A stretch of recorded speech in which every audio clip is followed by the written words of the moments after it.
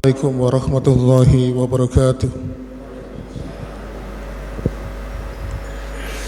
Alhamdulillahilladzi hamdan katsiran thayyiban mubarakan fih kama yuhibbu rabbuna wa yarda. Asyhadu an la ilaha illallah wahdahu la syarika lah wa asyhadu anna Muhammadan abduhu wa rasuluhu alladzi la nabiyya ba'da. Allahumma sholli wa sallim wa barik ala Muhammadin wa ala alihi wa ashabihi wa man tabi'ahum bi ihsanin ila yaumiddin. Wa ya ibadallah usikum wa nafsi bitaqwallah faqad fazal muttaqun. Qalau ta'ala bi kitabil karim a'udzu billahi samiil alim minas syaitonir rajim. Ya ayyuhalladzina amanu taqullaha haqqa tuqatih wa la tamutunna illa wa antum muslimun. Ma'asyiral muslimin, senantiasa kita bersyukur kepada Allah Subhanahu wa taala yang senantiasa memberikan kenikmatan kepada kita sehingga Allah senantiasa memberikan kita semangat dalam ibadah, selamat dalam menjalankan ketakwaan. Karena Rasulullah SAW dalam sebuah riwayat Imam Tirmidzi menyampaikan, wa min alamati sukti la yusbilau bima la yanfaq. Allah itu kalau enggak senang dengan hambanya, maka akan menyibukkan hamba itu dengan perkara-perkara yang tidak ada manfaatnya. Pemahaman terbaliknya, kalau Allah nggak senang dengan hamba, ya, lalu disibukkan hamba tersebut dengan perkara yang tidak ada manfaatnya, maka pemahaman terbaliknya adalah ketika Allah senang dengan hamba tersebut, maka hamba tersebut akan senantiasa disibukkan dalam urusan-urusan kebaikan, dalam urusan-urusan ibadah. Kemudian yang kedua, ma'asyiral muslimin, Rasulullah SAW melazimkan satu zikir yang dibaca setelah sholat 5 waktu. Jadi saking pentingnya zikir ini sampai Rasulullah SAW melazimkannya setiap selesai sholat 5 waktu, yaitu Allahumma ini ala dzikrika wa syukrika wa husni ibadatik.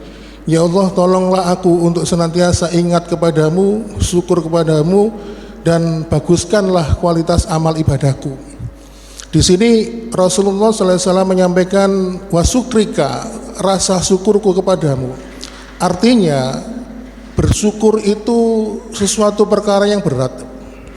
Karena sesungguhnya manusia itu sifat dasarnya adalah kufur, Pak, mengingkari nikmat. Makanya bagi orang-orang yang diberikan hidayah oleh Allah, salah satu ciri mereka adalah yaitu mereka senantiasa hatinya sudah bersyukur kepada Allah Subhanahu wa taala. Apalagi sekarang ini kalau kita melihat tren, ya, tren dalam masyarakat kita, ya, bahwa paham materialisme itu sudah menjadi suatu patokan standar ukuran kebahagiaan manusia. Makanya ketika seseorang itu menjadikan dunia sebagai patokan kesuksesan, kebanyakan di antara mereka merasakan kecewa, ya, merasakan suatu keputusasaan yang luar biasa. Kenapa? Karena yang mereka raih, yang mereka cari tidak mendapatkan kebahagiaan. Oleh karena itu, karena kecintaan terhadap dunia ini, kalau dalam ilmu agama disebut sebagai hubbud dunia, maka lawannya adalah senantiasa menampilkan diri kita ini dalam hati kita sebagai hamba-hamba yang senantiasa bersyukur kepada Allah Subhanahu wa taala. Dan tentunya dalam hal syukur ini ada beberapa hal yang perlu kita syukuri. Setidaknya untuk saat ini, keadaan ini ada 2 keadaan. Yang pertama, kita diberikan kesehatan, diberikan waktu luang sehingga mampu hadir dalam kesempatan di pagi hari ini. Yang kedua adalah kita masih diberikan hidayah dan petunjuk oleh Allah Subhanahu wa taala, diberikan dikehendaki oleh Allah sebagai orang-orang yang senantiasa mendapatkan hidayah, mendapatkan petunjuk, sehingga ketika menyambut perintah Allah kita diringankan oleh Allah. Karena sesungguhnya ketika kita datang ke sini itu bukan karena kita sehat, bukan kuat, tetapi semuanya itu semata-mata atas pertolongan dari Allah Subhanahu wa taala. Baiklah, ma'asyiral muslimin, itu sebagai muqaddimah. Pada kesempatan pagi hari ini kita akan membahas salah satu rukun iman. Kalau rukun Islam itu ada 5, maka rukun iman itu ada 6. Rukun iman yang kita bahas adalah rukun iman yang keenam, yang paling tinggi derajatnya. Hal ini diwakili dalam sebuah pembahasan yang disampaikan oleh Imam Bukhari dan Muslim. Waktu itu Rasulullah SAW baru saja memakamkan jenazah sahabat. Setelah proses pemakaman jenazah itu selesai, sebelum meninggalkan areal pemakaman, Rasulullah SAW pun menyampaikan, wa minkum min ahadin illa wa qad kutiba maq'aduhu finnar au kutiba maq'aduhu fil jannah. Kata Rasulullah, tidaklah ada di antara kalian kecuali tempat duduknya di neraka, kecuali telah ditetapkan tempat duduknya oleh Allah di neraka atau di surga. Jadi Rasulullah melakukan proses pemakaman. Setelah proses pemakaman itu selesai, ya, baru kemudian sebelum meninggalkan area pemakaman, beliau menyampaikan bahwasannya tempat duduk manusia nanti di akhirat sudah ditetapkan oleh Allah antara surga dan neraka. Akhirnya salah seorang sahabat yang hadir pun bertanya, ya Rasulullah, afala naktakil ala kitabina wa nada'ul amal? Ya Rasulullah, kalau misalnya tempat kembali kita nanti sudah ditetapkan oleh Allah, ya, sudah ditakdirkan oleh Allah, apakah kita harus pasrah? Apakah kita harus nurut mawon dengan ketetapan Allah itu? Wa nada'ul amal, atau mungkin kita tidak perlu beramal lagi, kata sahabat itu. Maka Rasulullah SAW pun menyampaikan, ikmalu, beramalah kalian, tetaplah kalian beramal. Isilah hari-hari kalian dengan ibadah, tetaplah kalian berjuang, kata Rasulullah SAW. Karena apa? Rasulullah melanjutkan, fa innakum muyassarun ila ma khuliqalahu, karena sesungguhnya kalian akan dimudahkan oleh Allah kepada apa yang menjadi tujuan kalian. Jadi kalau misalnya kita ini sudah ditetapkan oleh Allah tempat tinggalnya nanti surga atau neraka, lalu kemudian kita memilih tempat kembali kita nanti adalah surga, lalu kemudian dalam kehidupan dunia ini kita ikmalu, kata Rasulullah, berusaha, beribadah, ya, mengisi hari-hari itu dengan ketaatan, maka Rasulullah mengatakan, fa innakum muyassarun ila ma khuliqalahu, maka Allah akan memudahkan kalian kepada apa yang menjadi tujuanmu. Jadi kalau misalnya kita milih jalan surga, lalu kita berusaha sekuat tenaga mencapai surga itu, maka Allah akan memudahkan kita untuk mendapatkan surga. Jadi rukun iman yang keenam itu kan berbicara tentang qada dan qadarnya Allah. Jadi setiap diri kita ini, Pak, membawa qada dan qadar kita masing-masing. Ya, apa bedanya antara qada dan qadar itu? Kalau qada itu ketetapan Allah yang belum terjadi, sedangkan qadar ketetapan atau takdir Allah untuk kita, dan tetapan Allah itu sudah terjadi atau sedang terjadi. Misalnya sakaratul maut, ya, sudah meninggal atau sedang menjalani proses sakaratul maut. Nah, kalau sudah qadar, sudah terjadi dan sedang terjadi, maka tidak bisa dirubah. Maka untuk qada ini, ya, Rasulullah SAW memberikan kepada kita tuntunan agar kita itu jangan pasrah dengan takdir dan ketetapan Allah. Rubahlah takdir dan ketetapan Allah itu dengan doa. Mintalah kepada Allah agar kita ini diberikan takdir dan ketetapan oleh Allah, sebuah ketetapan dan takdir yang baik untuk kita. Makanya salah seorang ustadz yang sering tampil di YouTube, saya termasuk di antaranya Ustadz Khalid Basalama, Umar Mita, salah satu beliau pernah menyampaikan bahwasanya Allah itu menjadikan doa lebih kuat dari takdirnya. Jadi sesuai dengan kata Rasulullah, takdir itu bisa dirubah dengan doa. Makanya Rasulullah SAW mengajarkan doa kepada kita, Allahumma inna a'udzubika min juhdil bala.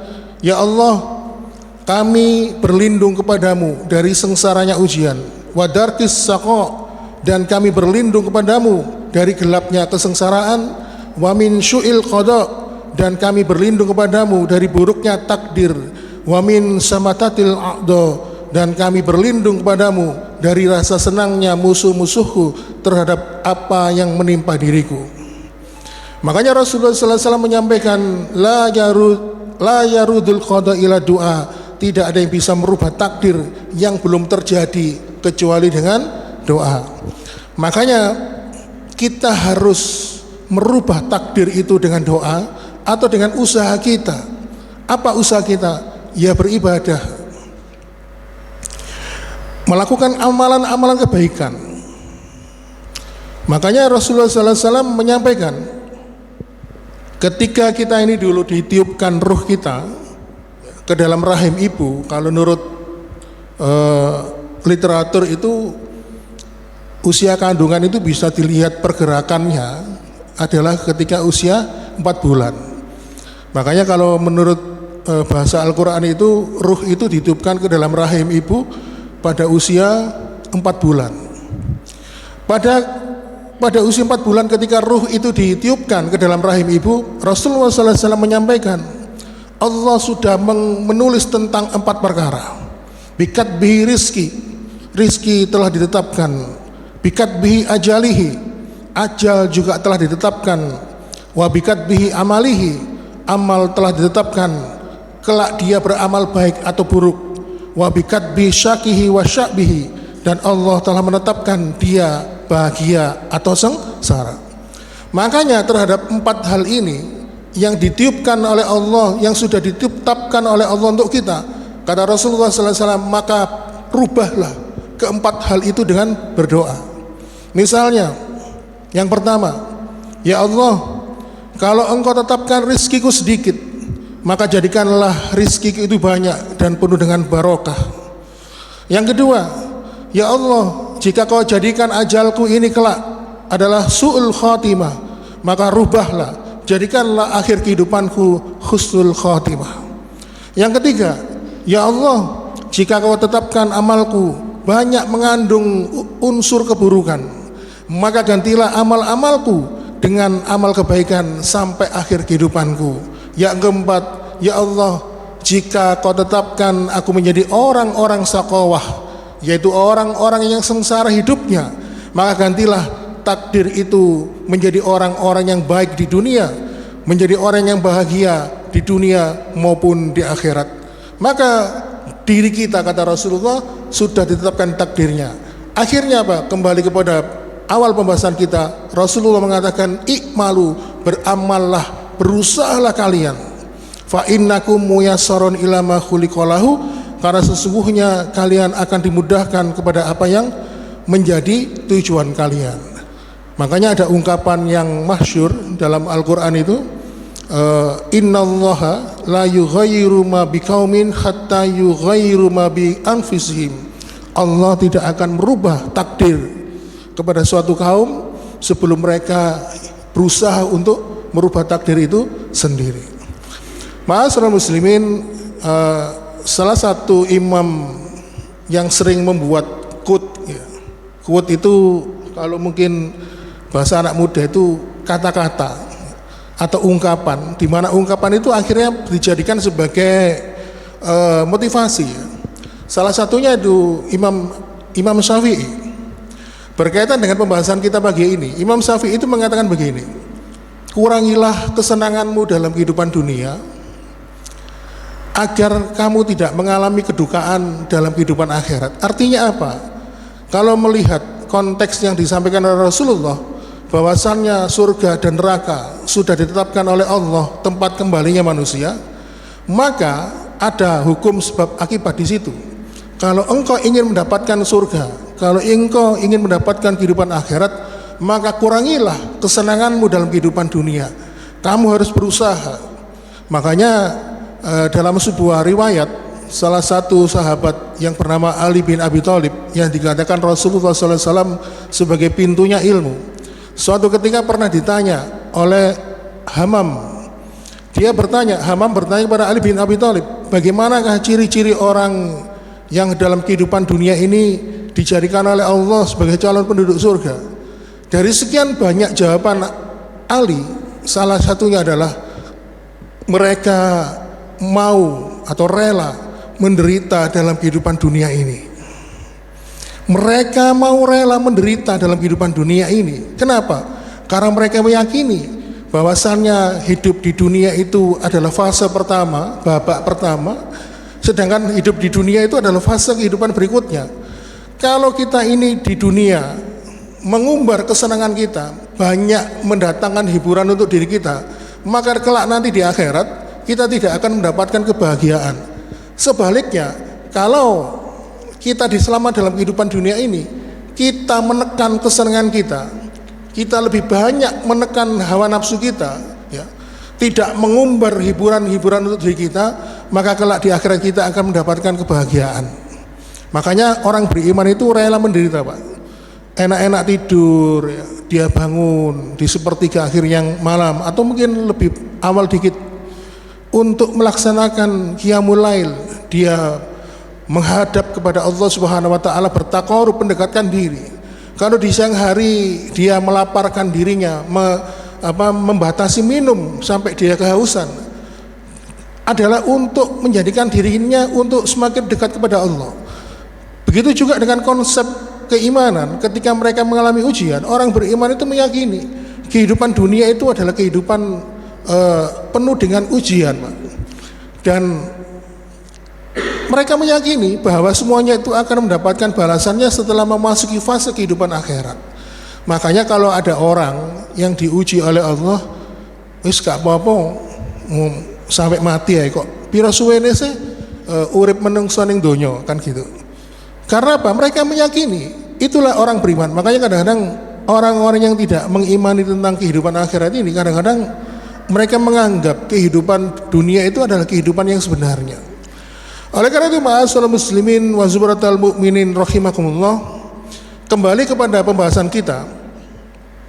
Makanya Rasul mengatakan, barang siapa yang berusaha mencapai tujuannya berupa surga atau kenikmatan akhirat, maka Rasulullah SAW mengatakan, wa amma min ahli sa'ada, yaitu orang-orang yang bahagia, maka Allah akan arahkan jalan menuju kebahagiaan.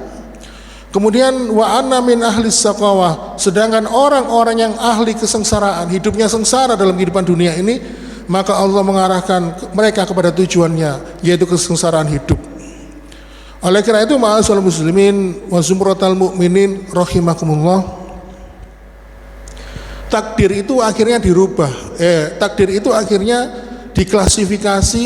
Kalau takdir tadi diklasifikasi, ada yang namanya qada dan qadar. Nah, para ulama akhirnya membuat klasifikasi yang lain. Takdir itu ada dua, takdir mu'alaq dan takdir mubrom.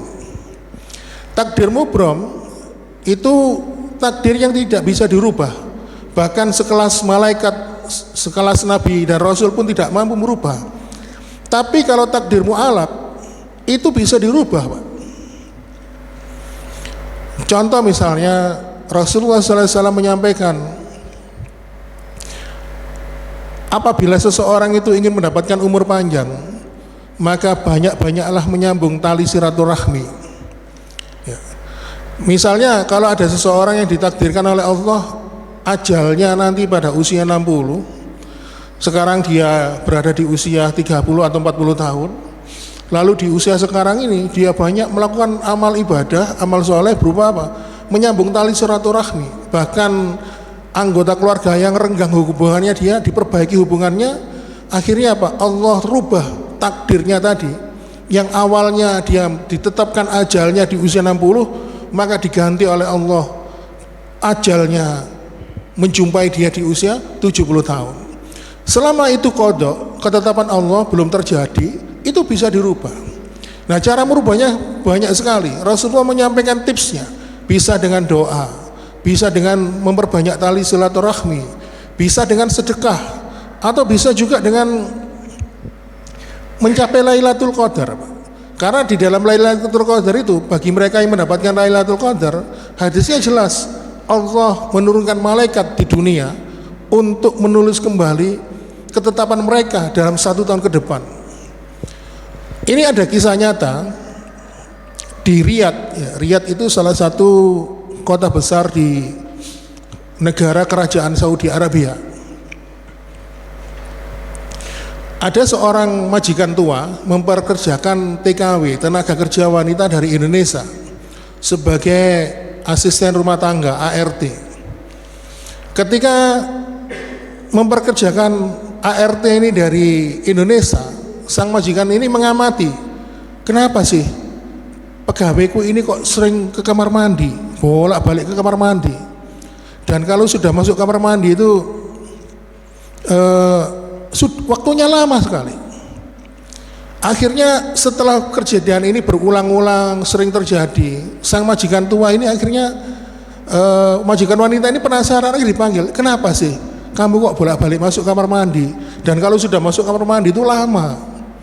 Lalu TKW dari Indonesia mengatakan, mohon maaf Nyonya, sebenarnya ketika saya berangkat dari Indonesia menuju sini, saya baru saja melahirkan, sehingga anak saya masih kecil, saya tinggalkan untuk diasuh keluarga saya, karena saya harus bekerja untuk menutupi kebutuhan rumah tangga yang kekurangan.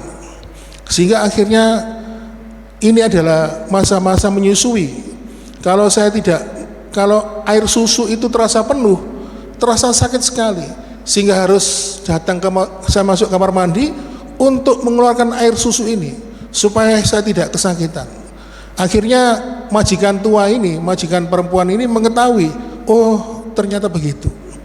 Akhirnya terbukalah hatinya, akhirnya dia timbul rasa hibah, prihatin dan kasihan kepada ART dari Indonesia ini. Ya baiklah, kalau begitu kamu pulang saja, kembali ke Indonesia, rawat anakmu sampai besar. Nanti kalau kamu ingin kembali ke sini kerja lagi, kamu bisa menghubungi aku. Dan kontrak kerjamu di sini selama 3 tahun, aku bayar penuh. Ya, jadi si tenaga kerja wanita itu dikontrak 3 tahun bekerja sebagai asisten rumah tangga, dan sama majikan wanita itu digaji penuh selama 3 tahun. Dan betapa bahagianya TKW dari Indonesia itu akhirnya mengucapkan banyak terima kasih. Dan ternyata ma'asyiral muslimin, si majikan wanita ini ternyata di satu sisi mengalami sakit yang begitu keras.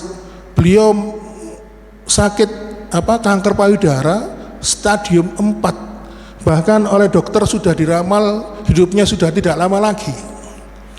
Nah, setelah majikan wanita ini menyedekahkan membayar kontan seluruh gaji pegawainya itu selama 3 tahun sesuai kontrak, dia itu heran, tubuhnya, fisiknya semakin lama kok rasanya semakin enak, semakin sehat itu.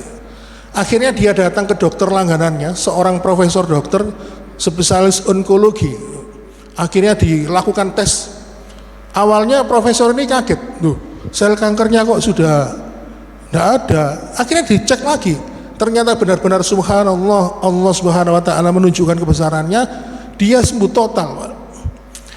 total dari kanker itu. Dan tentunya kalau dia sembuh total dari penyakitnya, harapan hidupnya juga lebih panjang. Oleh karena itu ma'asyiral muslimin, ini termasuk takdir mu'alaq. Apabila ketetapan Allah itu bisa dirubah dengan usaha manusia. Sebelum dia menyedekahkan hartanya, membayar kontrak 3 tahun untuk ART dari Indonesia ini, dia sakit-sakitan. Bahkan divonis oleh dokter umurnya tidak sampai 1 tahun, dan tentunya kesehatannya semakin lama semakin menurun. Tetapi dia merubah takdir dan ketetapan Allah itu, dia mensedekahkan hartanya, membayar kontrak selama 3 tahun full penuh.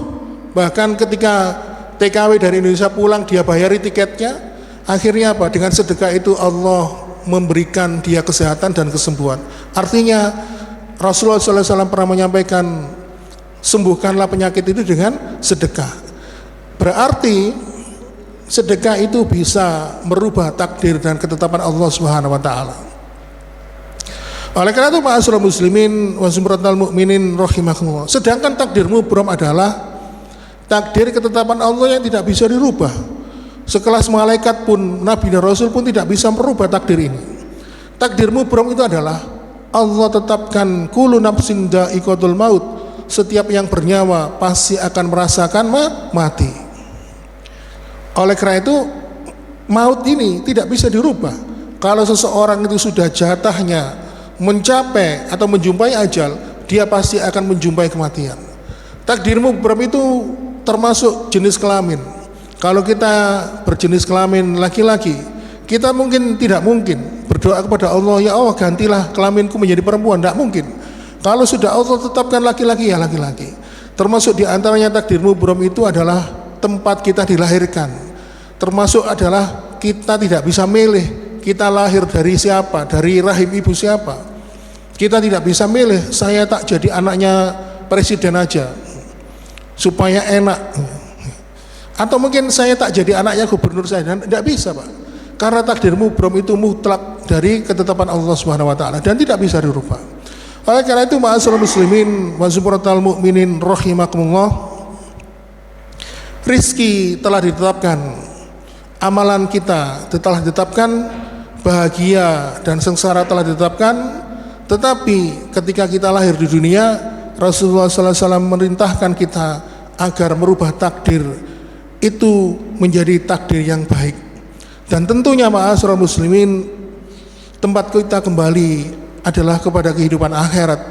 Kita pasti semuanya akan mati. Maka benarlah seorang Imam Syafi'i menyampaikan, apabila kita ingin janganlah kita ini banyak bersenang-senang, kurangilah kesenanganmu dalam kehidupan dunia agar engkau tidak mendapatkan kedukaan di dalam kehidupan akhirat. Nah, ini ada sebuah kisah nyata saya dapatkan dari sebuah channel Islami, dan ternyata kisah ini juga sudah diposting ya, tentang kisah nyata seorang ustadz yang putrinya meninggal dunia. Jadi sang ustadz ini mempunyai seorang putri, anak perempuan yang cantik jelita ya. Terus kemudian ternyata suatu ketika putrinya sang ustadz ini meninggal dunia, Pak. Akhirnya setelah sekian lama, akhirnya Allah pertemukan kembali mereka dalam sebuah pertemuan di alam mimpi. Lalu kemudian sang ustadz itu pun begitu melihat putrinya yang sudah lama dia rindukan, betapa senangnya, akhirnya terjadi dialog. Kemudian sang abinya atau sang ustadz itu bertanya kepada putrinya, bagaimana keadaanmu sekarang? Lalu dia mengatakan, alhamdulillah bi, saya sekarang mendapatkan nikmat dari Allah Subhanahu wa taala. Seluruh penderitaan saya dalam kehidupan dunia itu sepertinya sudah dibayar lunas oleh Allah Subhanahu wa taala. Bahkan aku sekarang tidak menyangka mendapatkan kenikmatan yang luar biasa dibandingkan dengan dulu ketika dalam kehidupan dunia.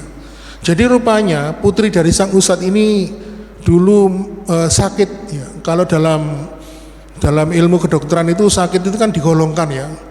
Termasuk kalau melihat apa istilahnya prognosa. Jadi prognosa itu ramalan. Sakit ini kedepannya itu bisa sembuh apa enggak. Oh, kalau bisa sembuh, maka sakit ini dikategorikan sebagai penyakit yang bisa ditangani dan bisa diharapkan hasilnya.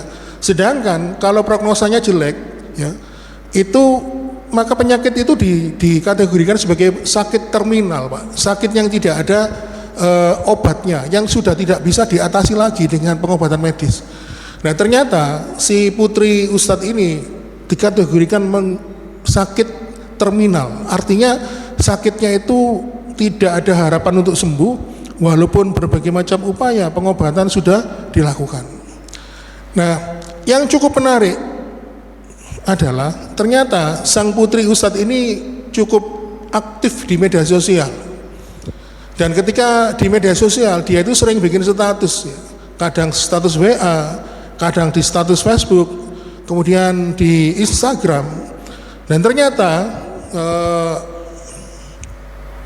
statusnya itu sebenarnya adalah untuk menguatkan hatinya, menguatkan semangatnya dalam menjalani hidup di dunia ini. Bukan untuk nyindir orang, bukan untuk ngajarin, enggak. Dia masang status, dan perkataan yang sering disampaikan dalam status itu adalah perkataan dari Imam Syafi'i. Kurangilah kesenanganmu dalam kehidupan dunia, agar ketika di akhirat nanti kamu tidak mengalami kedukaan. Oleh karena itu, ketika dia merasa dirinya sakit ya, dan merasa sudah tidak ada harapan untuk sembuh, dia menguatkan hatinya, tempat kembaliku adalah dalam kehidupan akhirat, dan pasti aku akan berjumpa kepada Allah Subhanahu wa taala. Dan tentunya agar aku ini mati bahagia, maka si putri itu mengatakan dalam hatinya, aku harus mengurangi kesenangan hidupku dalam dunia ini. Dengan apa? Dia bersabar dengan kondisi sakitnya.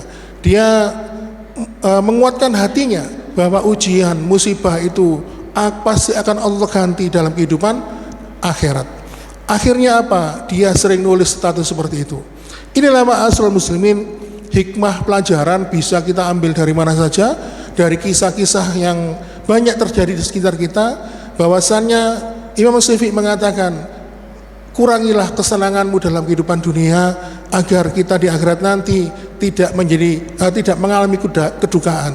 Makanya orang beriman dalam kehidupan dunia ini, kalau ingin menggapai kebahagiaan surga, menggapai kebahagiaan akhirat, mereka rela menderita, lebih banyak mengabdikan dirinya kepada Allah, meninggalkan kesenangan dunia. Pagi-pagi seperti itu enaknya tidur, tetapi Allah memanggil, as-salatu khairu minan naum.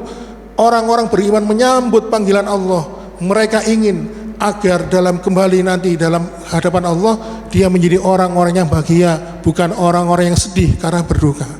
Demikianlah ma'asyiral muslimin, sekali lagi diri kita, masing-masing diri kita ini membawa takdir kita masing-masing. Kita membawa kodok dan kodar kita masing-masing.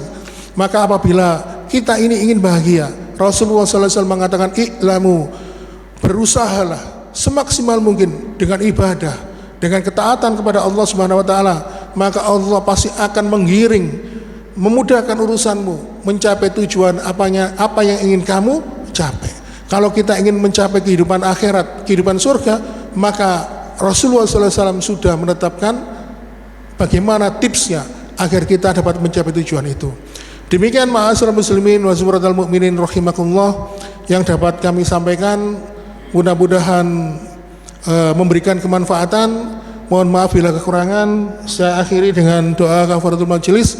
Subhanakallahumma wa bihamdika asyhadu alla ilaha illa anta astaghfiruka wa atubu ilaik. Wassalamualaikum warahmatullahi wabarakatuh.